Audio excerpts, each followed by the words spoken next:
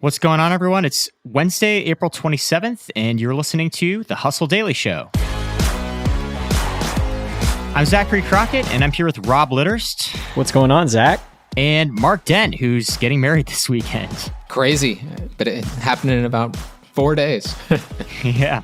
All right, so Twitter's board just approved Elon Musk's $44 billion offer to take the company private. If you need a primer on everything that led up to that, Rob and Jacob did a great breakdown in yesterday's podcast episode. But today, we are going to focus on some of the big societal, technological, and political implications of this purchase.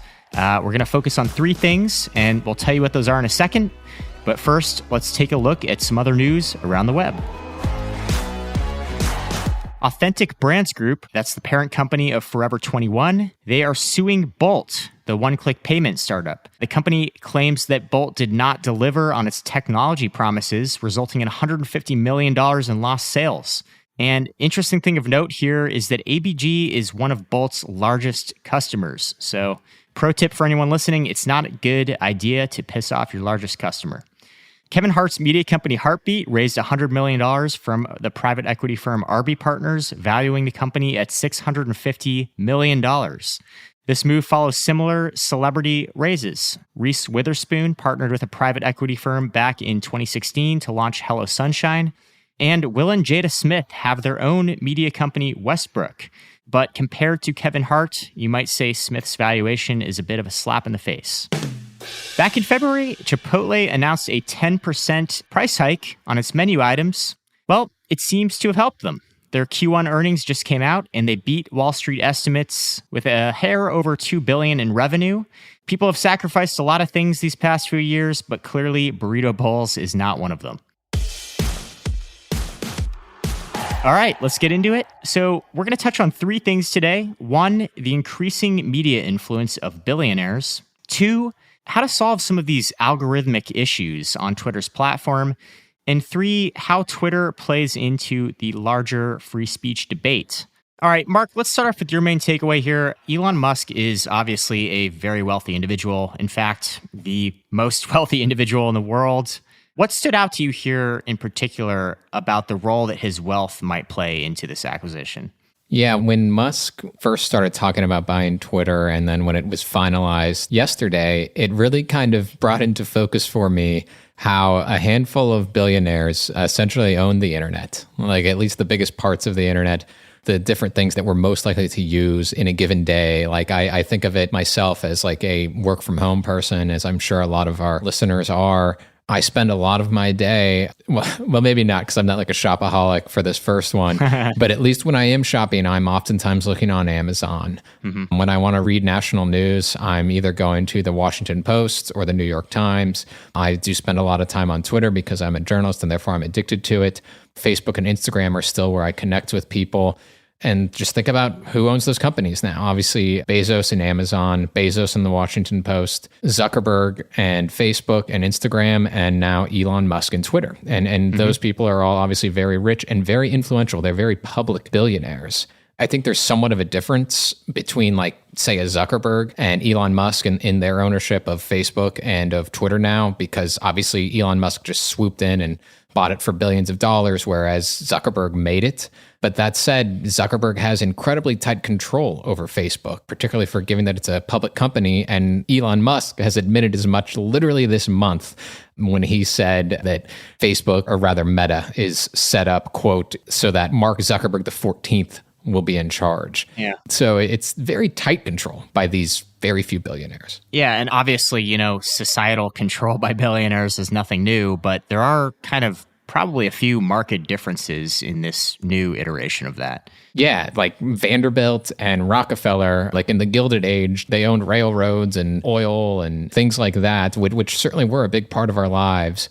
But this sort of control is a little bit different. I think of it as when you want to go buy something, you're engaging with Jeff Bezos' company. When you want to read something, Jeff Bezos' company. When you want to share about it, Zuckerberg's company or Elon Musk's company now. And it's like these sort of companies that they hold are right at our fingertips. Mm-hmm. And we in some ways cannot avoid them. And whereas, yes, that was true, certainly in the late 19th century and early 20th century with some of the monopolies of that era, we could still go to like a grocery store or to like a clothing store, and parts of our lives that are necessary and fun that aren't just like your average business kind of your life. And now those aspects of our life are controlled by these few people. Yeah, I think we should also say that obviously many small newspapers across the country are also owned by hedge funds, and a lot of mainstream media companies are owned by people who are very wealthy as well. But this does kind of raise a tangential question, which is, if Elon Musk has control over a massive communications platform like Twitter, or if Jeff Bezos has control over the Washington Post, these are men who have individual stakes and independent interests in their own companies. So maybe a fear is that those biases will leak into those outlets. And I think that's like exactly what people have been sort of expressing fear about with Elon Musk.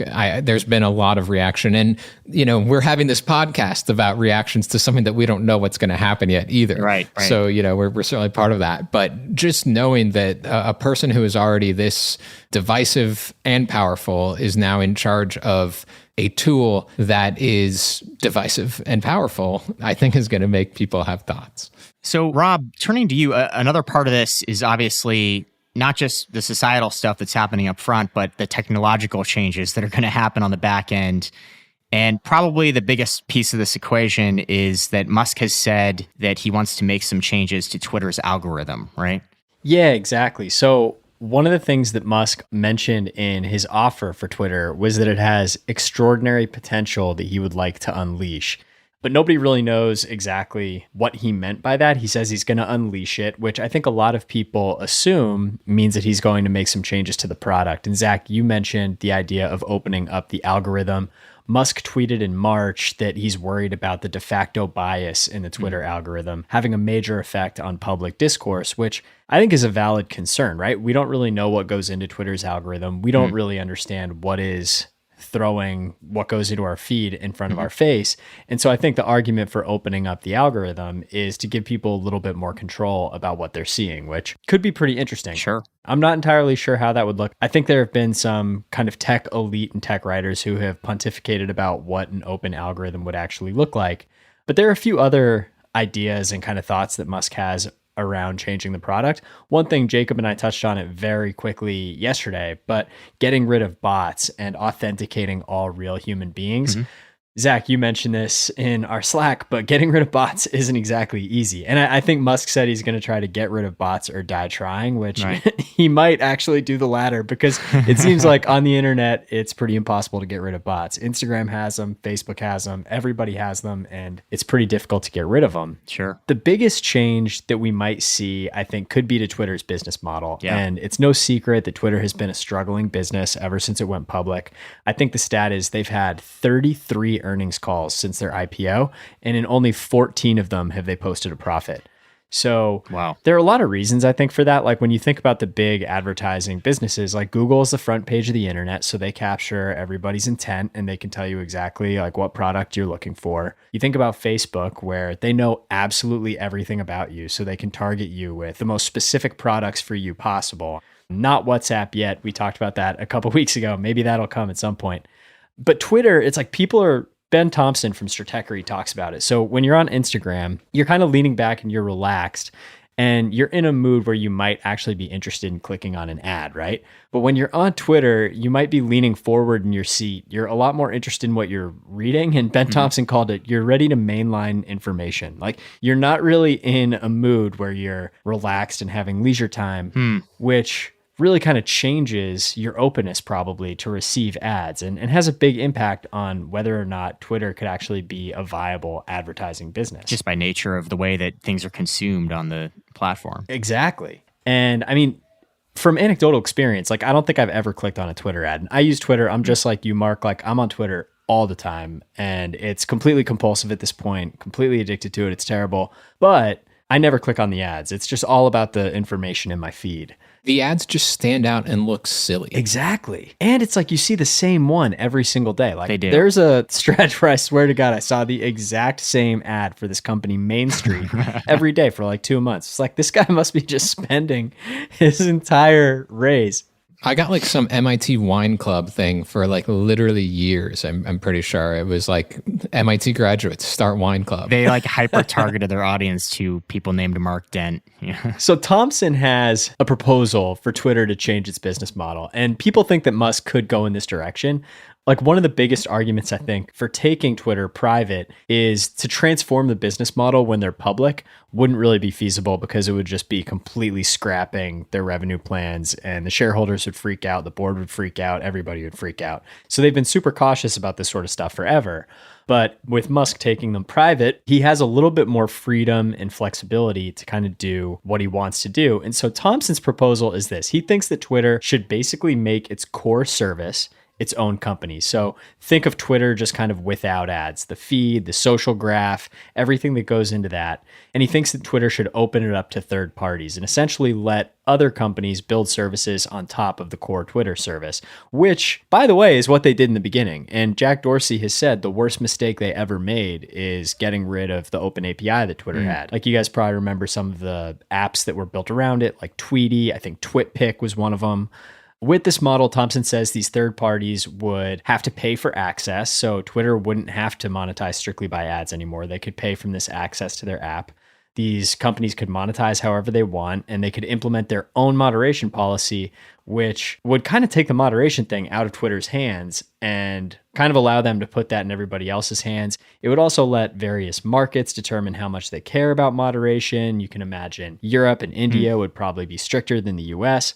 So not sure if this is going to bear fruit, but a really interesting proposal for how Twitter could move forward. Right. Yeah, that's a lot to swallow. I think the most interesting part of that equation is that they would be able to offset that moderation, which would be a very attractive thing to them, probably. Yeah. You know, that last part that you just brought up about this model potentially cleansing them of the moderation responsibilities brings us to our last and probably, I think, the broadest point here, which is just how this is going to affect free speech. You know, one issue here is defining what free speech is. Musk has said that a primary reason for buying Twitter is making it into sort of a town hall and reinstating this unfettered free speech that has in recent years been moderated to various extents. But we don't really have any clarity around what his version of free speech is. Yesterday, I think he tweeted, "By free speech, I simply mean that which matches the law." But legal scholars will tell you that the law itself is highly interpretive when it comes to drawing the line between hate speech and free expression. There are literally hundreds, if not thousands, of Supreme Court cases that deal with this very issue. And Elon Musk doesn't exactly have the cleanest relationship with the law as well, right? Well, right. I mean, you know, anyone who follows Musk on Twitter, he spends his days simultaneously posting demeaning things about other people, but then also sometimes getting offended when people do the same for him. So it's confusing where he falls in this whole free speech debate. But also, Mark, something you brought up before we jumped on this recording is that he has been extremely critical of the freedom of the press and journalists in the past as well.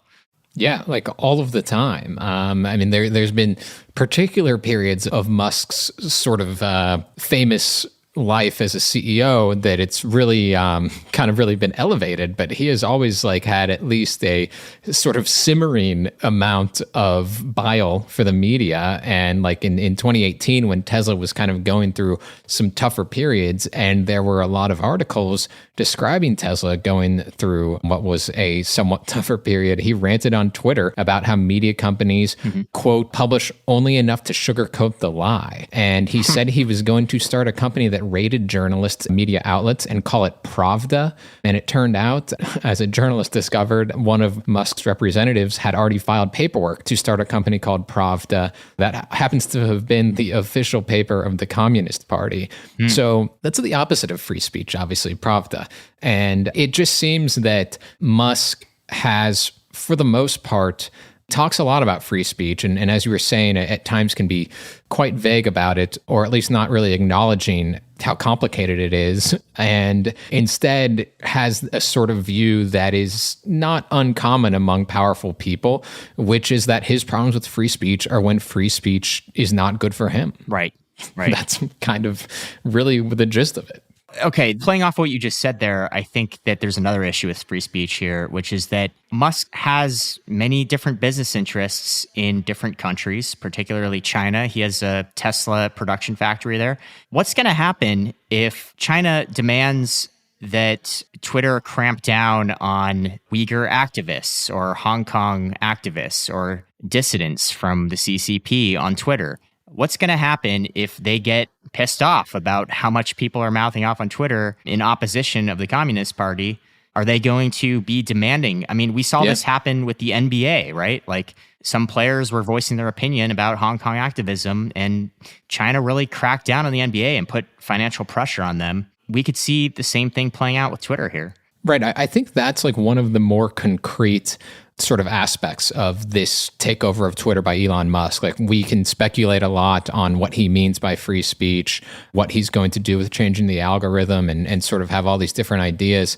But there's no doubt that assuming this sale does go through, that there is going to be major conflicts of interest between ownership of Tesla and owning Twitter and owning other things like SpaceX and the Boring Company. And China obviously comes to mind the most because, like you've said, Zach, they've flexed their muscles when other powerful organizations have tried to use free speech to say that what China is doing to the Uyghurs and in other sort of aspects of their communist states is not good. And will Elon Musk be able to handle all of that and everything that's going to be on Twitter with regards to China as it pertains to his business interest in Tesla? Like, we don't know. I think there's another way on a much sort of smaller scale here in America. The Boring Company, it contracts with local governments. It has done so with Chicago, for instance, and the politician Rahm Emanuel, when he was the mayor of Chicago, that is. I think that when Musk is in control of Twitter, he's already this very divisive figure. Mm-hmm. Now that he owns Twitter, it gives people more reasons to like have a problem with him. You know, if some politician doesn't like what another politician is saying about them on Twitter, maybe they're not going to think as good of thoughts about the Boring Company. Right. And there goes that contract with some sort of city. It's just like Twitter is just, it makes people so angry and so furious, and as does Elon Musk in many instances. And it's just going to be magnified. And I think that's going to have a lot of potential consequences, but there are certainly conflicts of interest with his ownership of Twitter and with how he may have to run Tesla now and the Boring Company and et cetera. Yeah, it's been interesting to see just how much more passionate people are on each side of this argument than they were about, you know, say Jeff Bezos buying Washington Post. I remember when that happened, you know, there was also an outcry, but in this case in particular, if you go on Twitter right now, you know, Musk's supporters are just losing their minds right now. Let's be frank, they're saying all kinds of ridiculous things right now. But then on the other side, you have a lot of other people saying, this is the end of democracy. I'm going to leave Twitter. Like, this is the last straw for me. There's just a lot of very reactionary takes on both sides of this issue. So Musk just seems to stoke these very primal feelings in people one way or the other. When I was like going through the timeline on Monday, like in the late morning, early afternoon, whenever the sale was announced, like not joking, every tweet that I saw when I scrolled a couple times down was about Musk and about buying Twitter, which I mean, it sort of makes sense because it was on Twitter. But nevertheless, you're right. Like when Bezos bought Washington Post, it was kind of like a niche bit of outrage, you know, a very niche bit of commentary. And with this, everybody has a take. And, you know, some that I've seen are that like, you know, it's for people who are Musk detractors are like, they are frightened that Twitter is going to become, you know, basically like an extremist's website. And then there was a lot of other people who were rejoicing. I think especially until, you know, Musk really does kind of exert control, it's just going to be a lot of that over and over. Right. And I think the last thing to acknowledge here is that obviously Twitter is a microcosm. Yeah, I think it's 1 in 10, basically, Americans, around 35 million have Twitter. And then I was looking at a stat from Hootsuite today, which is that 25% of those 35 million users do 97% of the tweets. Yeah, that is. So you're talking about maybe 10 million people are like the only ones tweeting on a given day. Like, my mom doesn't even know who Elon Musk is, you know? I think a lot of Americans are maybe not as tuned into this as Twitter would suggest they are. No, it is funny though, because like up until all of this kind of Twitter craziness with Elon, like I think what he's done with Tesla is pretty amazing. It's kind of hard to argue with what he's done for EVs and kind of the future of the automobile and really kind of pushing the industry in that direction. Like he's really done some amazing stuff on that front.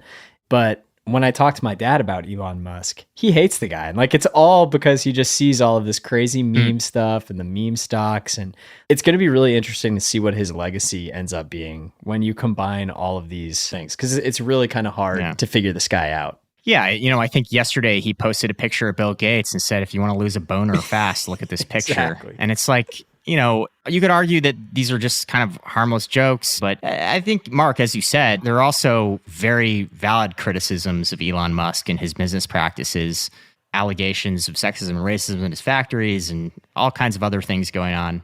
He is a very divisive character, for sure. And in some ways, like Twitter itself, you can say how important it is or how potentially important it could become. You know, certainly when we look back at like the Arab Spring from 2011, it played a role in that.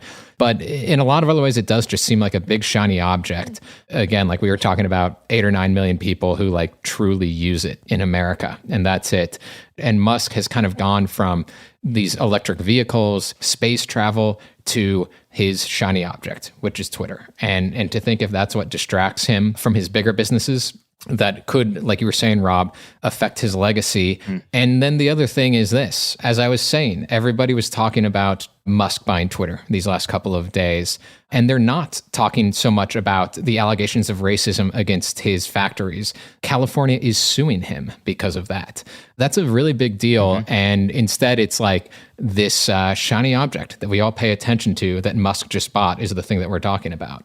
It's just very Elon Musk-esque, I suppose. It's very Zuck-esque as well, Mark, like changing your name to Meta amid all of these Instagram controversies. Yeah, it's a really good point. All these guys have the same playbook. Well, on that note, that's going to do it for us today. There's a lot more to say on this. We're going to keep covering this closely and keep you in the loop.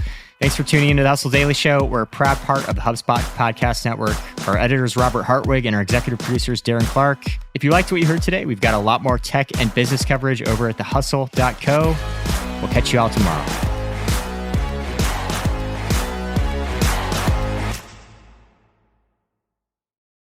Hey guys, if you listen to the Hustle Daily Show on Google Podcasts, we want to let you know that the option will no longer be available pretty soon. Google is sunsetting its podcast app sometime in early 2024 in favor of YouTube Music, and we want to give you a heads up before it's too late, since that time's almost here. The Hustle Daily Show is available everywhere and anywhere that you listen to podcasts, like Apple Podcasts and Spotify. If you're using YouTube Music, we are there as well. If you're an Android fan, there are plenty of apps like Overcast, Pocket Casts, Player FM, and more. So just search for us wherever you decide to listen to your favorite podcasts.